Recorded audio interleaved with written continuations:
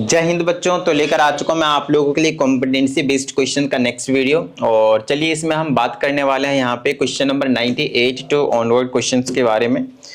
तो देखिए इसमें सबसे पहले आपके पास लीनियर इनइक्वालिटी से आपके पास जो क्वेश्चन है आपके पास 98 सॉल्व करना है और नंबर लाइन पे रिप्रेजेंट करना है। जैसा कि आपको हमेशा यही जो चीज है वो आपके पास कहा जाता है। तो सबसे पहले देखिए जब भी आपके पास दो इनक्वालिटी आते थे याद कीजिए तो हम क्या करते थे उसको दो पार्ट में डिवाइड करते थे। एक क्वेश्चन ये हो गया और दूसरा क्वेश्चन ये, बीच वाला आपके पास कॉमन होता था ये वाला, राइट। तो चलिए पहला वाला लेते हैं। पहले मैं इसको सॉल्व कर रहा हूँ, ठीक है ना। तो इसको अगर मैं सॉल्व करता हूँ तो मल्टीप्लाई कर लीजिए, 5 टू 10 आ जाएगा और माइनस का 5 20x हो जाएगा। 5 4 20x is greater than 18 minus का 16x, ठीक है।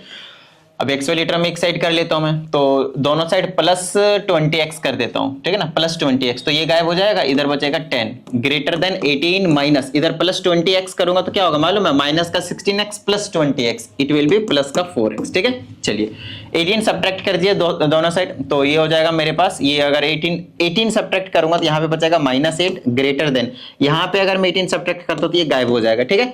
और यहाँ से 4 से डिवाइड कर दिया दोनों तरफ, ये हो जाएगा -2 ग्रेटर देन, यहाँ पे क्या बच गया आपके पास 4 से डिवाइड कर दिया मैंने दोनों तरफ, x जो है आपके पास वो क्या है आपके पास लेस देन -2। तो ये हो गया आपके पास सिंपली एक पार्ट का आंसर। अब हम क्या करते हैं दूसरे वाले पार्ट का भी आंसर निकाल देते हैं। मतलब अब हम सॉल्व करने वाले हैं इस वाले को। तो देखिए यहाँ पे लिख लेता हूँ, चलिए 18 माइनस का 16x ग्रेटर देन 22 माइनस का 20x, ठीक है। इतनी बात डन है। चलिए x वाले को एक तरफ कर देते हैं, तो फिर से 20x प्लस करता हूं मैं। तो 20x प्लस करूंगा तो ये हो जाएगा 18 माइनस का 16। चलिए इधर से अगर मैं ध्यान समझेगा, अगर मैंने प्लस का 20x किया तो प्लस का 4x बचेगा, ग्रेटर देन इधर से ये गायब हो जाएगा और ये 22 बचेगा।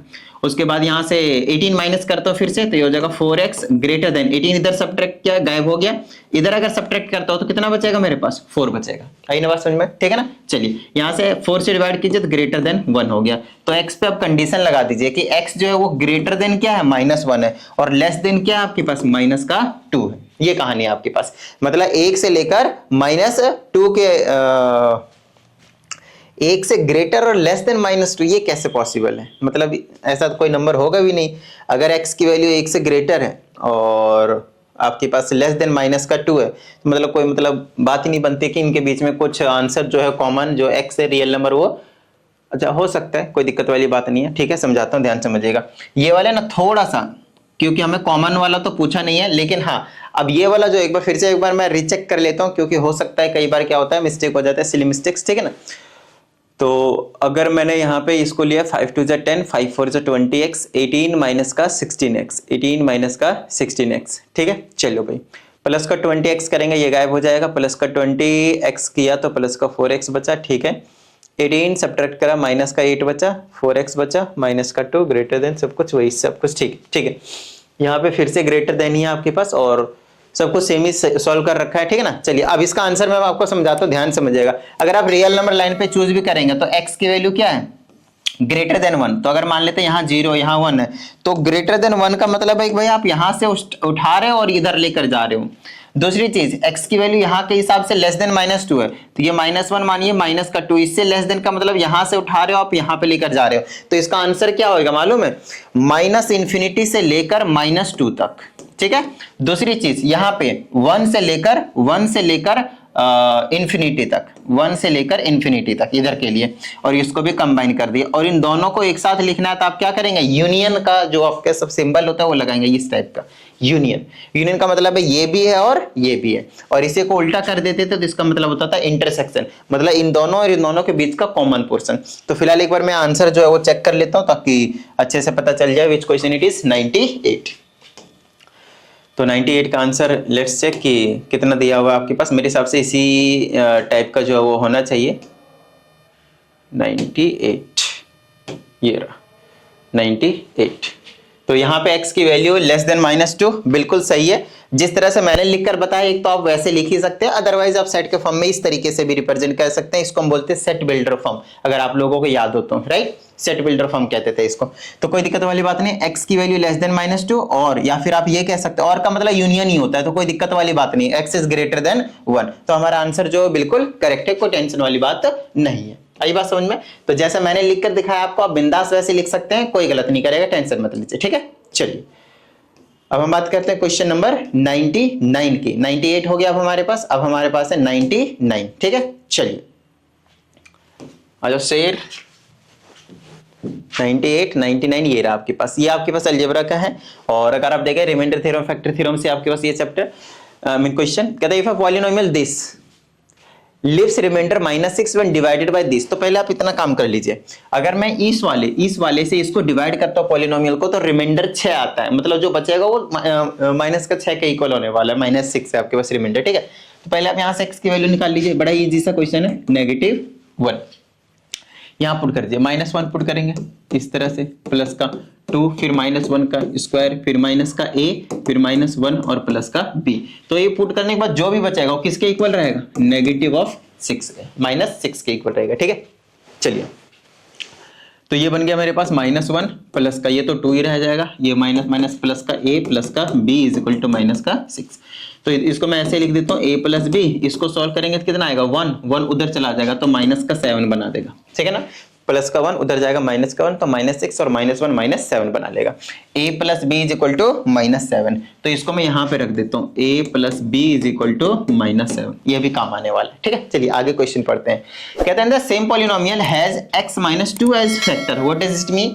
इसका मतलब सिंपल है कि भाई अगर मैं इस वाले से इसको इस पॉलिनोमियल को डिवाइड करता हूं तो वो फैक्टर है, और फैक्टर होने का मतलब जो रिमाइंडर बचेगा वो इस बार 0 होने वाला है। ठीक है, तो यहां से x की वैल्यू निकालिए, इक्वल टू 0 रख के तो क्या आएगी? x की वैल्यू 2 यहां पे पुट कर दीजिए। 2 का पुट करेंगे तो आ जाएगा 8, प्लस में 2 का स्क्वायर 4, 4 2 जा 8, माइनस का 2 पुट करेंगे तो 2a और ये प्लस का b, तो रिमाइंडर कितना आएगा आपके पास? 0। ठीक है ना, अब की बार इन दोनों को उधर भेज दीजिए, क्या हो जाएगा? 2a प्लस का हो जाएगा, b माइनस का हो जाएगा, और इक्वल टू में ये जो बचा 8 8 16। ये हो गया आपके पास second equation, 2a minus b is equal to 16। लो भाई हो गया। अब हमसे कहता है a और b की वैल्यू निकालो। अब आप चाहे एलिमिनेशन लगाएं या फिर सब्स्टिट्यूशन लगाएं, वो आपकी मर्जी, बेसिक सा क्वेश्चन हो गया। अब तो ये इसको कैंसिल कर दीजिए, 2 2 3 इज इक्वल टू 16 और ये माइनस का 7 था ना, तो कितना आ जाएगा? 9 तो ये 9 है। a की वैल्यू कितनी आ जाएगा आपके पास? 9/3 कैंसिल कर दीजिए, आ जाएगा 3। तो a की वैल्यू 3 हो गई। अब यहाँ पे पुट कर दीजिए, यहाँ पे तो 3 उधर और चला जाएगा तो -10 आ जाएगा, b की वैल्यू -10। तो बड़ा सिंपल सा क्वेश्चन था आपके पास, राइट। चलिए आगे की बात करते हैं। ये रहा आपके पास क्वेश्चन नंबर 100, और इसमें हमसे कहा जाता है अगर आपके पास a है, अगर आपके पास b है, अगर आपके पास c है, अगर आपके पास d है, तो आपको क्या करना है? आपको बताना है कि क्या AC का जो प्रोडक्ट है वो पॉसिबल है या नहीं है। AC का प्रोडक्ट पॉसिबल है या नहीं, ये पता करने के लिए मैट्रिक्स का सबसे ज्यादा इंपॉर्टेंट कॉन्सेप्ट जो है वो यहाँ पे हम अप्लाई करने वाले हैं। और एक बार नहीं, मैंने बहुत बार आप लोगों को बताया हुआ है कि इस टाइप के क्वेश्चन को एक्चुअल में हम कैसे सॉल्व करते हैं, राइट। आइए मैं आपको समझाता हूं। देखिए सबसे पहले दो मैट्रिक्स मल्टीप्लाई कब हो सकते हैं, पहले वो चीज आप कंसेप्ट को ध्यान रखिए, तो आपके पास बड़ी ही प्यारी सी चीज आ जाएगी और तुरंत समझ में आ जाने वाला है। ठीक है ना, चलिए दो मैट्रिक्स जिसका ऑर्डर मान लेते हैं m क्रॉस n है, दूसरे का ऑर्डर मान लेते हैं p क्रॉस q है। सबसे इंपॉर्टेंट, ज्यादा कंसेप्ट इंपॉर्टेंट वाला बताने जा रहा हूं मैं पूरे मैट्रिक्स का। ठीक है ना, देखिए दो मैट्रिक्स है, अगर हमें उनको मल्टीप्लाई करना है, मान लेते हैं ये a है मैट्रिक्स, इस मैट्रिक्स का नाम मान लेते हैं b है, तो ये दो मैट्रिक्स तभी मल्टीप्लाई किए जा सकते हैं जब पहले वाले मैट्रिक्स का कॉलम और दूसरे वाले मैट्रिक्स का रो इक्वल हो। अगर वो दोनों इक्वल हैं तभी वो दोनों के दोनों मल्टीप्लाई किए जा सकते हैं, अदरवाइज नहीं। इस बात का प्रॉपर ध्यान रखना है। ठीक है, चलिए तो ये हो गया मेरे पास n is equal to m, n is equal to p। समझ में आया ना कि दो मैट्रिक्स को कब मल्टीप्लाई कर पाएंगे? जब पहले वाले का दूसरा मतलब कॉलम और दूसरे वाले का पहला मतलब रो अगर इक्वल होंगे तो ही मल्टीप्लाई हो सकते हैं। अब मान लेते हैं अगर ये मल्टीप्लाई हो जाए तो एक नया मैट्रिक्स मिलेगा ना भाई आपको। ठीक है, तो उसका ऑर्डर क्या होगा? उसका ऑर्डर यहाँ पे जो बचा है ना वो लिख लीजिएगा। पहले का क्या बचा? पहला बचा, दूसरे का क्या बचा? दूसरा, मतलब पहले का रो और दूसरे का कॉलम, तो ये बन जाएगा m क्रॉस q। तो ये जो नया वाला मैट्रिक्स निकल कर आएगा उसका जो ऑर्डर होने वाला है वो होगा आपके पास पहले वाले मैट्रिक्स का रो और दूसरे वाले मैट्रिक्स का कॉलम। आगे इन बात समझ में? तो ये जो कॉन्सेप्ट अभी हमने आपको एक्सप्लेन किया वो बहुत ही ज्यादा इंपॉर्टेंट है, उसी से आप इस वाले कॉन्सेप्ट को, इस वाले पार्ट को आप करने वाले हैं अभी। ठीक है, देखिए A और C, A कहाँ है? ये रहा। इसका ऑर्डर देख लीजिए कितना है? 2 क्रॉस 2, कोई दिक्कत नहीं भाई। ठीक है ना, चलिए C कहाँ है? ये रहा। देखिए इसमें ये तो 2 क्रॉस 2 है, 2 रो है 2 कॉलम, इसमें कितने हैं, 1 रो है और लेकिन 2 कॉलम है, तो 1 रो 2 कॉलम, रो को पहले कॉलम को बाद में। ये आपके पास ए है, ये आपके पास सी है। अब आपको बताना है कि ये वाले जो मैट्रिक्स है वो मल्टीप्लाई हो सकते हैं या फिर नहीं हो सकते हैं। तो जो अभी अभी मैंने आपको कॉन्सेप्ट एक्सप्लेन किया वो उसी से तो करना है आपको, कि पहले वाले का कॉलम और दूसरे वाले का रो इक्वल होना चाहिए। क्या इक्वल है, 2 इज नॉट इक्वल टू 1। तो आप यहां पे बोलेंगे ये पॉसिबल नहीं है, ए और सी को आप मल्टीप्लाई नहीं कर सकते। कहता है जस्टिफाई योर आंसर, तो आप क्या बोलेंगे, as column of first matrix is not equal to column of second matrix. Reason ही दीजिएगा एक्सप्लेनेशन में, यहाँ और क्या कर पाइएगा, मल्टीप्लाई करके मतलब करने जाइएगा तो कर नहीं पाएंगे आप, समझ में आ रही है बात। तो यही एक्सप्लेनेशन दे देंगे कि पहले का कॉलम और दूसरे का रो जो है वो इक्वल नहीं है, therefore A and C is simply AC is not possible, or you can say the product of A and C is not possible। ठीक है, चलिए next, find the matrix X such that X जो है वो इसके equal है। तो सबसे ज्यादा आसान दे दिया, मतलब इससे आसान क्वेश्चन क्या ही बताऊं मैं। A और B को आप मल्टीप्लाई नहीं कर लेंगे, इनका प्रोडक्ट मतलब पॉसिबल होगा तभी दिया है। बी स्क्वायर का मतलब B और B को ही मल्टीप्लाई करना है आपस में, इनटू में D और C को मल्टीप्लाई करना है, फिर इसको आपको क्या करना है, प्लस माइनस करना है। क्या आप ये नहीं कर पाएंगे, बहुत बार करवाया हुआ हमने आपको, राइट। ये जो क्वेश्चन है आपके पास वो मैंने बहुत बार करवाया हुआ आपको, तो एक बार आप देख लीजिएगा अच्छे से, ठीक है ना, हो जाएगा। हेलो, आ जाओ भाई, ओके चलो भाई 101 की बात कर लेते हैं हम फटाफट। देखिए इसमें हमसे क्या कहा जाता है, ये दिख रहा है आपके पास फिगर, और यहाँ पे आपके पास कुछ ना कुछ चीजें जो है वो निकालने के लिए कही जा रही हैं, ठीक है। चलिए एक एक करके करेंगे और सारा निपटा देंगे। इसमें कई सारे पार्ट है इसमें, तो डरना नहीं है, कोई दिक्कत वाली बात नहीं है। 101 की बात कर रहे हैं, ठीक है। कहते हैं in the given figure not drawn to scale, scale के अकॉर्डिंग नहीं ड्रा किया, मेजरमेंट के हिसाब से नहीं किया हुआ, बस लिख दिया है ड्रॉ करके, ठीक है। कहता है BC is parallel to EF and CD is parallel to FG। तो ये वाली लाइन इसके पैरेलल है, और जो ये वाली लाइन है वो इसके पैरेलल है, ठीक है, डन, ओके। फिर कहता है AE रेशियो EB जो है वो 2:3 है, AE रेशियो EB ये वाला, ये और ये कितना है, 2:3 है, ठीक है। फिर कहता है ये 70 है, ये 105 है, दिख रहा है आपके पास, ये पूरा का पूरा एंगल कितना 70 है, ये 105 है, ये वाला आपके पास 40 है। फिर कहता है AC is the angle bisector of BAD, ठीक है। BAD मतलब ये वाला पूरा का ये जो AC है वो एंगल बाइसेक्टर है, तो ये वाला अगर टोटल 70 है तो दोनों एंगल, ये वाला 35 हो जाएगा और ये वाला भी आपके पास 35 हो जाने वाला है, ठीक है ना। इतनी बात समझ में आई, ये दोनों के दोनों जो एंगल है आपके पास कितने हो जाएंगे, 35 के हो जाएंगे, ठीक है। आगे की बात करते हैं। अब इसमें हमसे कहा जाता है कि प्रूव करें कि ये वाला जो ट्रायंगल है वो और ये वाला जो ट्रायंगल है वो दोनों के दोनों आपके पास सिमिलर है। तो कोई सा दो कॉरेस्पॉन्डिंग एंगल हम देख लेंगे भाई कि बराबर है या नहीं, है ना, इक्वल हो जाएंगे तो बात बन जाएगी, ठीक है। चलो तो पहले ट्रायंगल देखते कहाँ है, AEF ये वाला, और दूसरा पक्का ये होगा AGF, ये वाले दोनों ट्रायंगल को हमें सिमिलर प्रूव करना है। That's fine. एक ये वाला एंगल और ये वाला एंगल आपको पता है 35 है, क्योंकि AC क्या है, angle bisector of angle BAD। That's fine. एक एंगल तो पता चलेगा, एक एंगल पता चलेगा, वो भी कॉरेस्पॉन्डिंग वाले। That's fine. एक एंगल और पता कर लो भाई। आपको ये चीज बताई रखा है, आपको एक चीज बताई रखा है कि ये वाली लाइन और ये वाली लाइन पैरेलल है, तो अगर ये 105 है तो ये भी 105 ही होगा, 105 डिग्री, है ना, कॉरेस्पॉन्डिंग एंगल्स। ओके, अब देखिए ये वाला एंगल 40 है और ये वाला 35 है, तो ये एंगल कितना निकलेगा, फिर से 105 का निकलेगा। तो ये वाला फिर से 105 का ही हो गया, क्यों, क्योंकि ये लाइन और ये लाइन भी आपके पास क्या थे, पैरेलल थे, कॉरेस्पॉन्डिंग एंगल। तो देखिए ये एंगल इक्वल है, ये एंगल इक्वल है, तो डबल एंगल से आप क्या कह देंगे, ये सिमिलर है। देखिए कितनी प्यारी सी चीज दी हुई थी, है ना, बड़ा ही प्यारा सा चीज। चलो आगे एक बात करें, सिमिलर कर दिया ना प्रूफ, ठीक है। अब आगे हमसे कहता है find AG ratio AD, AG ratio AD, ठीक है, कोई दिक्कत वाली बात नहीं, निकल जाएगा। देखिए मैं आपको समझाता हूं। हमें पता है कि ये लाइन इसके पैरेलल है, तो अगर ये 2/3 है तो ये और ये अपॉन में भी क्या होंगे, 2/3 होंगे। आई ना बात समझ में, ये भी 2/3 होंगे, ठीक है। अच्छा अब ये वाली लाइन इसके पैरेलल है। अच्छा ये मैंने कैसे कह दिया, बीपीटी से, बीपीटी थ्योरम याद है ना, कि अगर एक लाइन, अगर कोई एक लाइन जो दो साइड्स को इंटरसेक्ट करती हो, थर्ड के पैरेलल हो, तो बाकी साइड्स होते हैं उनके साइड्स के रेशियो क्या होते हैं, इक्वल होते हैं, प्रोपोर्शनल होते हैं। तो ये 2/3 है, तो ये भी आपके पास 2/3 रेशियो में ही होने वाला है, दैट्स फाइन। अब बात आती है हमें AG/GD नहीं पूछा है, हमें AG/AD पूछा है, तो कोई दिक्कत नहीं भाई, हमें AG/GD तो एटलीस्ट पता है ना भाई, इसको मैं क्या लिख सकता हूँ, 2/3 लिख सकता हूँ। तो AG तो हमें चाहिए, GB क्यों लिख दिया, GD को हमें कन्वर्ट कर देना है किस में, AD में, कोई दिक्कत नहीं, उसको मैं आपको समझा देता हूं कैसे करना है। AG को एजिटी छोड़ दीजिए, और ये जो GD है ना, GD यहां से लेकर यहां तक, इसको मैं कैसे लिखूंगा पता है, AD के टर्म में, पूरा ले लो AD और उसमें से हटा दो AG, कोई दिक्कत नहीं। तो AD में से हटा दो AG, अब AG और AD चाहिए था, वही आ जाएगा हमारे पास, ये हो जाएगा आपके पास 2/3, क्रॉस मल्टीप्लाई कर दीजिए, इसे इसको करेंगे तो आ जाएगा AG, इसे इसको करेंगे तो आ जाएगा AG 3 टाइम्स, और इज इक्वल टू 2 से मल्टीप्लाई करेंगे 2 of AD minus 2 of AG, ये AG इधर ले आइए तो 5 AG बना लेगा, 5 AG is equal to 2 of AD। देखिए मुझे आंसर पहले से पता है, लेकिन आपको मैं तरीका बता रहा हूँ कि कैसे करना है, ठीक है ना। अब AG/AD चाहिए था, तो AG/ ये वाला AD नीचे ले आइए, ये वाला जो आपके पास 2 है वही रहेगा, लेकिन ये 5 वो नीचे हो जाएगा, 2/5, दिस 2/3 था, तो दिस अपॉन में टोटल कितना होगा, 2 और 3 5, 2/5, आंसर तो पहले से पता था।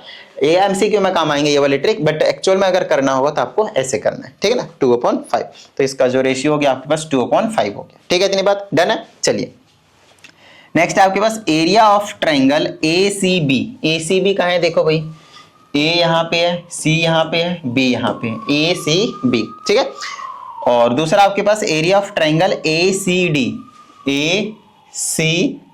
इसका मतलब ये है कि इन दोनों ट्राइंगल को ही आपको क्या करना पड़ेगा, सिमिलर पहले प्रूफ करना पड़ेगा, तब जाकर आप एरिया का रेशियो निकाल पाएंगे ना। और ये दोनों सिमिलर है ही, क्योंकि ये कॉमन कर दीजिए, ये और ये 105 डबल एंगल से हो गया, ये भी 40 निकलेगा, ट्रिपल एंगल से हो गया भाई, कोई दिक्कत वाली बात नहीं है। अब बात आती है कि अब हमें पहले से ही पता है कि ये वाला ट्रायंगल, ये बड़ा वाला, और इधर वाला बड़ा वाला ट्रायंगल क्या दोनों, क्या ये वाले दोनों आपके पास क्या सिमिलर है। और हमें पहले से पता है कि जब दो ट्रायंगल सिमिलर होते हैं तो उनके एरिया का रेशियो किसके इक्वल होता है, कोरेस्पोंडिंग साइड्स के रेशियो के स्क्वायर के इक्वल होते हैं, राइट। चलिए एरिया का रेशियो ऐसे लिख लीजिए कि area of triangle ACB divided by area of triangle ACD, वो किसके इक्वल होंगे, उनके कॉरेस्पॉन्डिंग साइड्स के रेशियो के स्क्वायर के इक्वल। तो ACB तो इसका ये वाली साइड ले लो, कोई दिक्कत तो नहीं होगी, AB हो जाएगी, और डिवाइडेड बाय में, और इसका ये वाला साइड क्या हो जाएगा आपके पास, ये वाला आपके पास क्या हो जाएगा, अगर आप देखें तो ये वाला भी उतना ही था, AD हो जाएगा, कॉरेस्पॉन्डिंग साइड से था ना, कॉरेस्पॉन्डिंग साइड्स के रेशियो के स्क्वायर के इक्वल। आप देखेंगे ना तो AB की जो वैल्यू है ना, वो भी आपके पास कितना है, 5 ही रहने वाला है अगर आप देखेंगे तो, और यहां से भी 5 रहने वाला है। अगर किसी को नहीं आता तो आप इसे ऐसे कर लें, A अपॉन में क्या आ जाएगा आपके पास, ये वाले दोनों ही ट्रायंगल आपके पास क्या रहेंगे मालूम है, कॉन्ग्रुएंट भी होंगे, सिमिलर के साथ साथ यहाँ पे कॉन्ग्रुएंट भी होने वाले हैं आपके पास। तो ये और ये दोनों की वैल्यू कितनी है, देखिए 2 और टोटल कितना है 5, यहाँ पे भी कितना है 2 और टोटल कितना है 5, तो ये टोटल 5, ये टोटल 5, तो AB 5 AD 5 कैंसिल, 1 हो या 1 का स्क्वायर 1, तो इनका रेशियो कितना आ गया आपके पास 1:1। सिंपल ये काम करना है आपको, ठीक है। अगला बोला है एरिया ऑफ क्वाड्रिलेटरल ABCD का है ABCD, मतलब ये टोटल ABCD के पूरे को क्वाड्रिलेटरल की बात कर रहा है, 1 2 3 4, ये वाला पूरा quadrilateral divided by area of triangle ACB। तो ठीक है, ये तो बड़ा ही सिंपल सा काम है। अगर देखा तो 2/1 आ जाएगा रेशियो। देखिए मैं समझाता हूँ, ABCD है, ABCD मतलब टोटल हो गया, ABCD मतलब क्या हो गया आपके पास, टोटल हो गया, 5 आ जाएगा मेरे हिसाब से। मैं आपको समझाता हूँ, देखिए ABCD तो ऊपर लिख दीजिए area of quadrilateral ABCD divided by में एरिया ऑफ ट्रायंगल ACB, वो किसके इक्वल हो जाएगा आपके पास। देखिए अब इस वाले का रेशियो हमें कुछ भी नहीं पता, तो इसे हमें क्या करना पड़ेगा, तोड़ना पड़ेगा, और उनकी वैल्यू को हमें लिखना पड़ेगा, ठीक है ना। और अब ये नहीं बता सकते ये किसके साइड्स के रेशियो के स्क्वायर के इक्वल आएगा, क्योंकि एक क्वाड्रिलेटरल है, एक ट्रायंगल है। तो पहले आप इनको तोड़ दीजिए, ABCD को पता है आप कैसे तोड़ सकते हैं, आप ऐसे तोड़ सकते हैं, क्वाड्रिलेटरल को लिख दीजिए ACB, area of triangle ACB, और प्लस में लिख दीजिए एरिया ऑफ ट्रायंगल ACD, और नीचे में क्या है आपके पास, एरिया ऑफ ट्रायंगल ACB। अब ये जो चीज है इसके नीचे भी जाएगी, ये जो चीज है वो इसके नीचे भी जाएगी, इसके नीचे जाएगा तो कट जाएगा तो 1 बना लेगा बीच में प्लस, इसके नीचे जाएगा तो area of triangle ACD divided by area of triangle ACB। आई ना बात समझ में, ठीक है ना। चलो अब ACD और ACB इन दोनों का रेशियो ऊपर नीचे कोई दिक्कत नहीं, 1 ही तो आया था ना, 1:1, तो 1 रख दीजिए, तो 1 + 1 कितना हो गया आपके पास 2, तो 2/1 आ जाएगा आपके पास, तो 2:1 आ गया। हाँ ठीक है ना। चलिए तो ये कहानी हो गई, एक बार मैं आंसर इसका जो है वो चेक कर देता हूँ। विच क्वेश्चन इट वाज 101, ठीक है ना, तो पता भी चल जाएगा कि कहीं पे थोड़ी बहुत मिस्टेक तो नहीं कर दी ना हमने। देखिए बिल्कुल करेक्ट आंसर आया, पहले का 2/5 है ना, ये सिमिलर तो बता ही दिया था कैसे करना है, 1:1 और 2:1, बिल्कुल सही किया हमने। चलो भाई आगे की बात करते हैं। और 101 के बाद हमारे पास आ जाता है अब क्वेश्चन, वो है आपके पास 102, ठीक है ना। 102 ये रहा, ज्योमेट्री का क्वेश्चन है, ध्यान से देखते जाइएगा, प्यारा क्वेश्चन है। ज्योमेट्री वाले ये जो एंगल एंड साइक्लिक प्रॉपर्टीज वाले होते हैं बड़े ही प्यारे क्वेश्चन होते हैं, सिर्फ आपको थोड़ा सा एनालाइज करने की जरूरत होती है, थोड़ा सा, ज्यादा कुछ नहीं, ठीक है ना, बिल्कुल थोड़ा सा समझाता हूँ। देखिए यहाँ पे कहते हैं गिवन फिगर एंगल ABC 700 नहीं होगा, ये 70 डिग्री होगा, एक जीरो के जगह ना वो ऊपर वाला डिग्री है, ठीक है ना। यहाँ पे भी 500 नहीं होगा, क्या होगा ये 50 डिग्री होगा, ठीक है। चलिए कहता है given O is the centre और सर्कल, PT टेंजेंट है, देन कैलकुलेट फॉलोइंग एंगल। पहला एंगल देखिए CBT निकालना है, कहाँ है CBT, C यहाँ है, B यहाँ है, T यहाँ है, तो इसको ऐसे ज्वाइन कर दीजिए, मतलब आपको ये वाला एंगल निकालना है, क्योंकि ये सेंटर है तो ये क्या होगा डायमीटर, तो ये वाला एंगल कितना हो गया, angles in the semi circle 90 degree, याद आया ना, बिल्कुल बेसिक सा क्वेश्चन। दूसरा देखिए एंगल BAT निकालना है, B यहाँ है, A यहाँ है, T यहाँ है, ठीक है। यहाँ पे अभी ड्रॉ करते हैं, ये वाला एंगल निकालना है, ये वाला एंगल। अब एक चीज बताइए, जो इसमें दिया ना वो भी लिख लीजिए पहले, ABC ये वाला 70 डिग्री दिया है, ये चीजें लिखनी पड़ेगी। दूसरा ACB ये वाला आपके पास 70 डिग्री दिया है, ठीक है ना। तो ये वाला ट्रायंगल देखिए, ABC वाला ट्रायंगल देखिए 70, ये वाला 50 था ना, ACB तो ACB 50 था, 50 था, तो ये 70 और 50 कितना हो गया 120, 120, तो ये वाला एंगल कितना बच गया 60 डिग्री का। आई ना बात समझ में, एंगल सम प्रॉपर्टी से, ठीक है ना। अब चलो ये टोटल तो 90 होगा, देखिए बताइए, हाँ ये भी angles in the semi circle ही हुआ ना, ये टोटल तो 90 हुआ ये पूरा, ये वाला अगर 60 तो ये कितना बच गया 30, तो ये वाला भी 30 हो गया, तो ये वाला आपके पास angles in the semi circle से 90 हुआ था, ये वाला देखिए ऐसे करके ये टोटल 90 हुआ था, और ये वाला एंगल हमने निकाल दिया 30। अगली चीज PBT निकालनी है अपने ने, P यहाँ है, B यहाँ है और यहाँ पे T है, तो ये वाला एंगल निकालना है, ये वाला सिर्फ, ठीक है ना। तो टोटल 90, ये 70, तो ये वाला एंगल कितना बच गया 20, बात खत्म, ठीक है ना, बिल्कुल बेसिक सा क्वेश्चन, तो ये हो गया आपके पास 20। नेक्स्ट है APT, A यहाँ है, P यहाँ है, T यहाँ है। देखिए ये भी बड़ा ही क्वेश्चन सिंपल सा है, मैं आपको समझाता हूँ, थोड़ा सा प्यार से ध्यान से समझिएगा। ये वाला एंगल आपको पता है 70 है, ये टोटल एंगल आपको पता है कितने का है, कितने का था 50 का था, ठीक है ना। ओके तो ये वाला एंगल आपने कितने का निकाल दिया था 60 का, ठीक है ना। ओके अब देखिए ये एंगल तो आपको पता है ना कि ये रेडियस आ रहा है, ये टेंजेंट है, तो ये वाला आपके पास 90 डिग्री होगा। मुझे निकालना ये एंगल है, तो उससे पहले मैं ये वाला एंगल निकालने की टारगेट करूंगा। अगर मैं ये वाला निकाल पाऊंगा ना तो एंगल सम प्रॉपर्टी लगा के ये वाला तुरंत निकाल दूंगा मैं, बिल्कुल बेसिक सा क्वेश्चन हो जाएगा, ठीक है ना। चलिए तो अब उसके लिए आप क्या कर सकते हैं, क्या दिमाग लगा सकते हैं, ये एंगल आप डायरेक्टली तो नहीं निकाल सकते, तो उसके लिए आपको क्या करना पड़ेगा पता है, उसके लिए किस तरह से ये एंगल निकाल लीजिए या फिर ये निकाल लीजिए या फिर ये निकाल लीजिए, कोई ना कोई एक जो एंगल है वो निकालना पड़ेगा, ताकि लीनियर पेयर नहीं तो वर्टिकली अपोजिट एंगल लगाकर हम ये वाला जो एंगल है वो निकाल सकें, ठीक है ना। ये चीज है आपके पास, तो उसके लिए मैं क्या कर सकता हूं, और कोई दूसरा कंसेप्ट जो है वो यहाँ पे मैं लगा सकता हूँ, कोई दिक्कत वाली बात नहीं है। तो एक बार सोचना पड़ेगा कि कौन सा जो कॉन्सेप्ट है वो लगाया जाए। अगर ये 50 है, अगर एक छोटा वाला एंगल यहाँ से पता चल जाता तो काफी हेल्प मिल जाती है अपने को।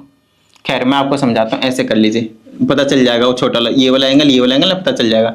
अभी अभी हमने ये वाला एंगल कितने का निकाला था 20 का, ठीक है। अब आपको एक एंगल दिखा रहा हूँ, अच्छे से देखिएगा, angles in the same segment वाली कॉन्सेप्ट हम लगाने वाले हैं, ध्यान समझिएगा।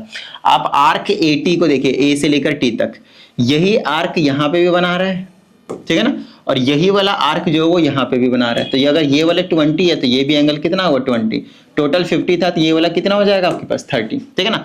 अब मैं आपको ट्रायंगल दिखा रहा हूँ, ये वाला तो 30 निकाल दिया आपने, ये वाला तो आपके पास 70 था, 70 और 30 कितना हो गया आपके पास 100, तो ये एंगल कितना बच गया एंगल सम प्रॉपर्टी से 40 नहीं 80 बचेगा ना, सॉरी 80 बच गया आपके पास ये वाला एंगल, ये 80 है तो ये भी कितना रहेगा आपके पास 80 हो जाएगा, वर्टिकली अपोजिट एंगल। ये एंगल रेडियस टेंजेंट मीट कर रहा है तो कितना होगा 90, तो 80 90 कितना हो गया 170, तो ये एंगल कितना बच गया 10 डिग्री का। देखिए कितना, मतलब थोड़ा बहुत तो सोचना पड़ता है बट ठीक है, हो जाता है, टेंशन नहीं लेना है। थोड़ा सा सभी के सभी जितने भी कंसेप्ट हमने आपको बताए हैं सभी को एक एक करके दिमाग में यहाँ पे लाते जाइए, लगाते जाइए, मजा सा आ जाएगा, फील आ जाएगा, ठीक है ना। चलिए आगे की बात करते हैं। 103 है आपके पास, फिर आपके पास 104 आ जाएगा, उसके बाद 105, बड़ा सिंपल सा। उसके बाद 105 तक ही करेंगे हम इस वाली वीडियो में, और आपको मैं बताऊंगा 105 तक नहीं, 105 के बाद आगे के भी क्वेश्चंस करवाऊंगा, मैं आपको बताता हूँ कैसे क्या करना है, ठीक है ना। पहले आप 103 पे एक बार नजर मार लीजिए अच्छे से, ठीक है ना। कंस्ट्रक्शन का पार्ट है और मेरे हिसाब से ये आप लोगों के लिए कोई बड़ी बात नहीं होगी, फिर भी मैं आपको एक्सप्लेन एक बार जरूर करूंगा, ठीक है, ध्यान समझिएगा। कंस्ट्रक्ट ए ट्राइंगल ABC, मैंने आप लोगों को 2 वीडियो दिए हैं, एक 20A का एक 20B का, और वो जो दोनों वीडियो है ना जिंदगी है, मैं क्या बताऊं। अगर वो जिसने कर लिया कंस्ट्रक्शन में आपको कुछ करने की जरूरत नहीं। अच्छा, एक लोसाई का भी चैप्टर का दिया हुआ वीडियो मैंने, एक लोसाई का। और अगर आप कुछ भी नहीं कर पा रहे हैं, ज्यादा आपके पास वक्त नहीं है, तो आप क्या कीजिए, वन शॉट देख लीजिए, एक लोसाई का वन शॉट देख लीजिए और एक आप वन शॉट देख लीजिए कंस्ट्रक्शन का। ये अगर 2 देख लिए, उसके बाद कंस्ट्रक्शन वाले पोर्शन से जितने भी क्वेश्चन आएंगे आप हंसते खेलते निपटा देंगे, बिल्कुल मजा सा आ जाएगा आप लोगों को, ठीक है। चलिए, कहता है हमें तो फिलहाल यहाँ पे एक ट्रायंगल को कंस्ट्रक्ट करना है जिसमें आपके पास बी से लेकर सी तक की जो वैल्यू दे रखी है वो आपके पास कितना है 8 सेंटीमीटर है, कितना 8 सेंटीमीटर है। AC की वैल्यू 10 सेंटीमीटर, एंगल कहाँ बन रहा है B पे, तो मैं पहले B बनाना चाहूंगा। पहले आप B से लेकर C तक का कंस्ट्रक्शन कर दीजिए, BC की वैल्यू कितनी है 8, ठीक है ना, 8 सेंटीमीटर। फिर कहता है एंगल B पे 90 डिग्री, तो बना ही सकता हूं मैं, tiding tiding tiding tiding tiding, ये रहा, ये 90 डिग्री बना दिया B पे। फिर कहता है A जो है 10 सेंटीमीटर, यहां से यहां तक आर्क मान लीजिए 10 का, और यहाँ पे A लिख दीजिए और A से C को ज्वाइन कर दीजिए, आपके पास ABC ट्रायंगल तैयार है, ठीक है। चलिए, construct an incircle to this triangle, mark the centre as I।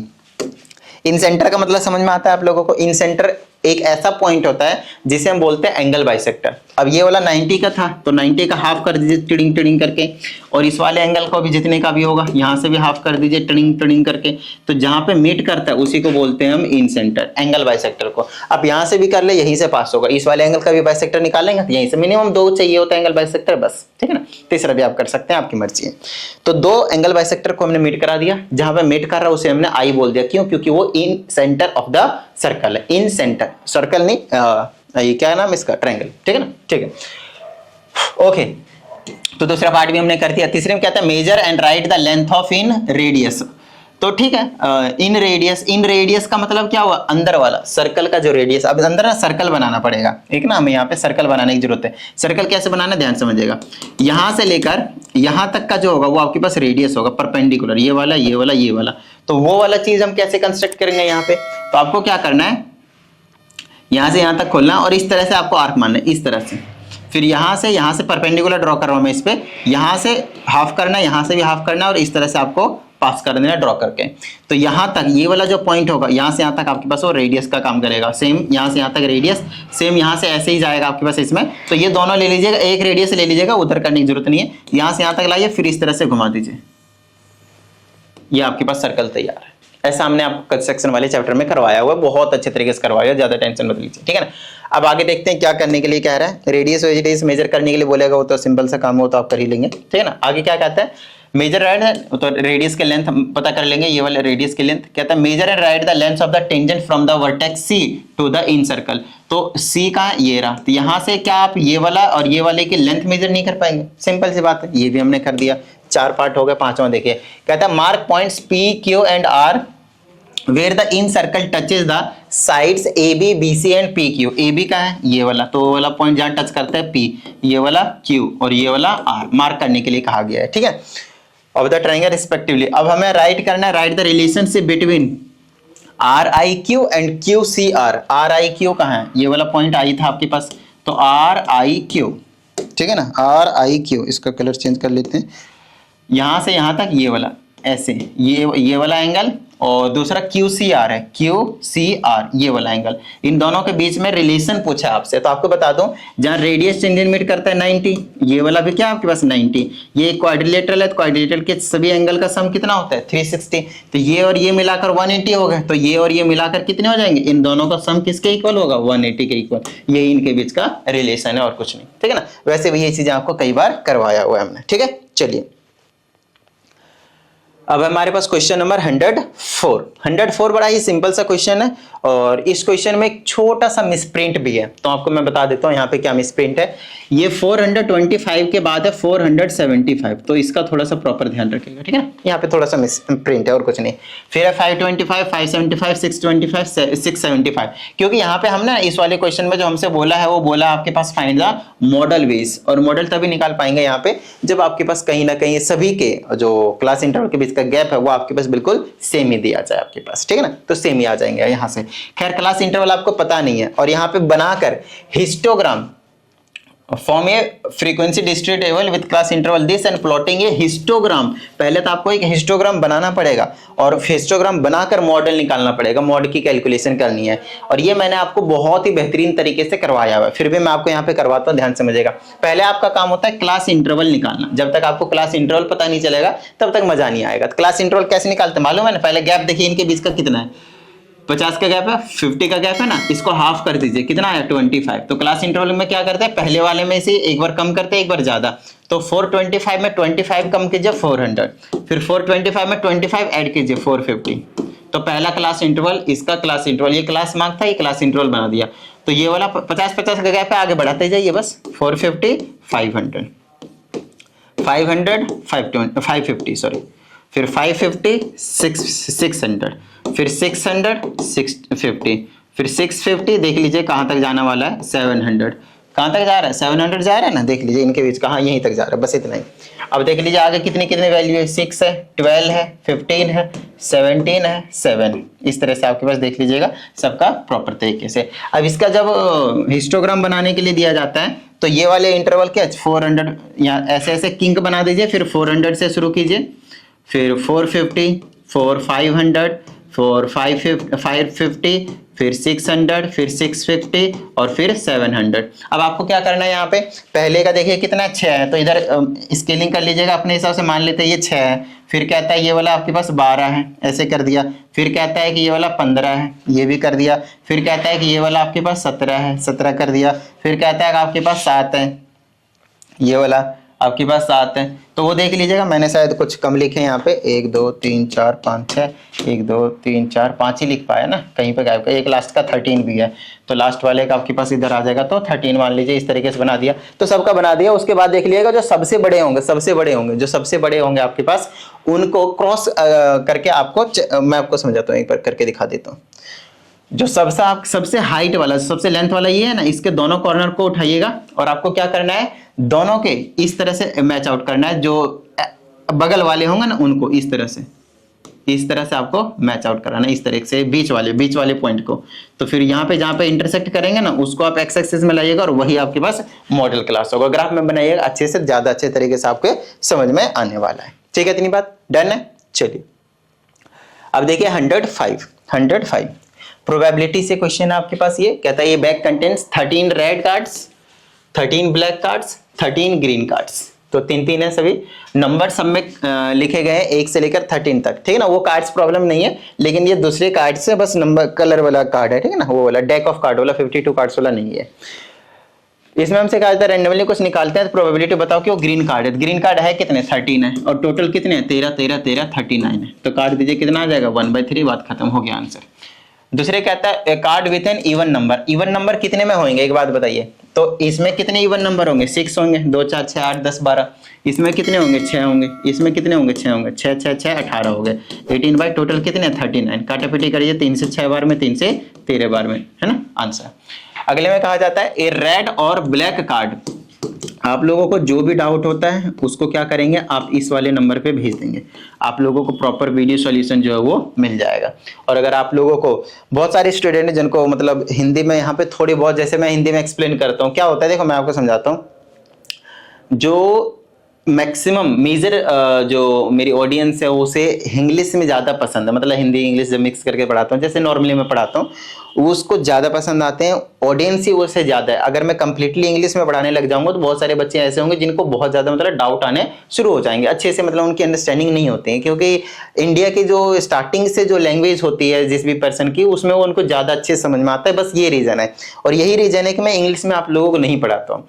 और ये नंबर मैं आप लोगों को इसलिए दे देता हूँ कि अगर आप लोगों को कुछ डाउट आता है पर्सनली तो आप पूछ सकते हैं, चाहे आप हिंदी वाले हो या फिर इंग्लिश वाले हो, इंग्लिश वाले किसी भी लैंग्वेज से, उससे कुछ मैटर नहीं करेगा।